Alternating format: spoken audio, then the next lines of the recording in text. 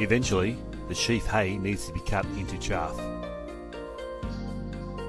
We used to have, when I was young, it used to be a travelling chaff cutter. We went from farm to farm and set up beside the haystacks. It was probably hard on the men in a way because with the stack out in the open, if you got a wet few days, well, okay, there was no work done then. Well, there was 3 on the stack: steam box feeder, cutter feeder, a water jurry and the engine driver. The water jurry used to cut wood and cart water in a furphy, and then there was 3 bag sowers and 2 lumpers. So there was, 5, 6, 7, 10, 12, yeah.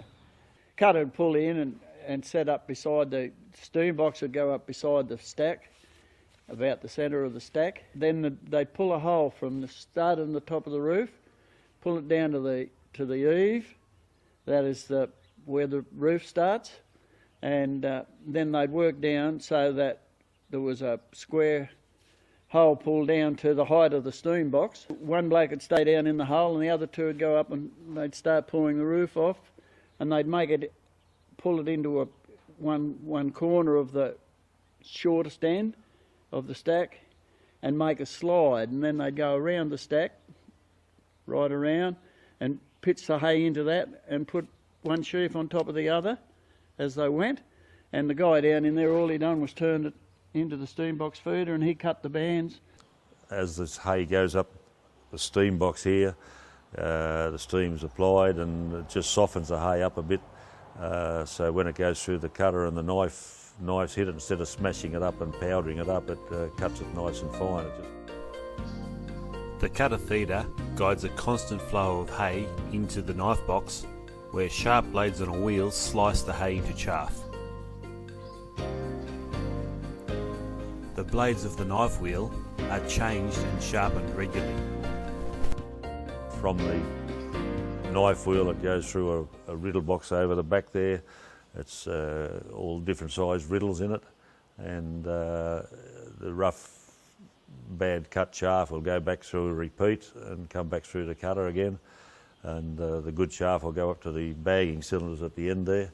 Yes, in the old days, as I said, we had Hessian bags, and they were heavy, 45 kgs.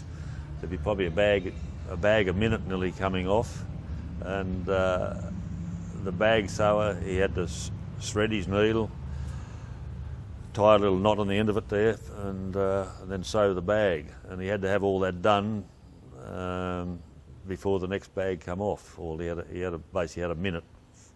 Then she was all, sometimes it depended on whether there was rail trucks. A lot of it went away on rail then. And if there wasn't any rail trucks, well, all the chaff was stacked back at the back of the cutter. We'd, from the office, you'd ring the railway and you'd order X amount of railway trucks to come in on the goods trains there.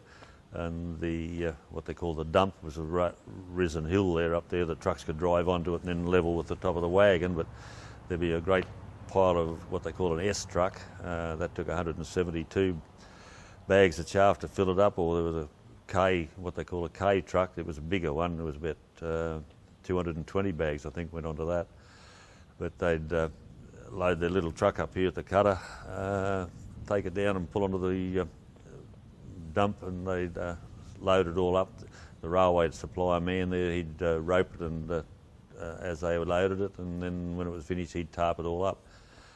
Early days they went to Sydney and went to sort of market, and it was sold at market down there in Sydney, and you sort of took the price what the market price was, but later on there was different agents down the other end, or stores, I suppose, took on the chaff, and we supplied them, and then they sold off to the horse people down in the cities and that.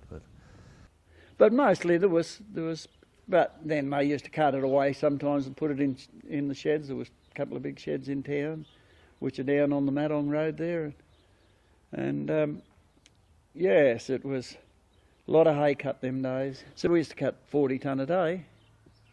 If you didn't cut 40 tonne a day, well, you reckon you wasn't making enough money. And but there was always plenty of work, As I said, it was constant. It wasn't hard work. You could make it hard. If you had a good gang and everyone was prepared to chuck in and help one another, well, then it become it's just like a good chain. If you've got one weak link, well, it'll break. But in later years, well, it's now been switched over to smaller bags. We put it into a press and press it up and put it on pallets, and then it's shrink wrapped, and away it goes on a pallet there. So it's taken a lot of the labour out of it. But still, there's 10 men here employed on the mill.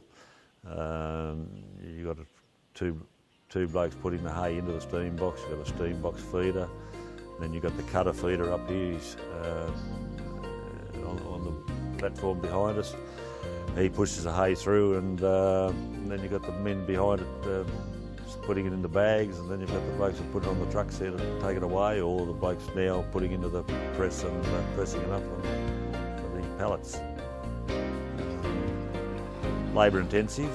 You can probably spend money and buy a robot machine and all that and save on 2, 3, 4 men labour, but well, we've been in a long time and we're sort of creating work for the town, so we're sort of quite happy to just keep while we can cut it and handle it with that number of men. We'll keep doing that way to keep men in work or keep people in work in the town. That's the main way we go about it.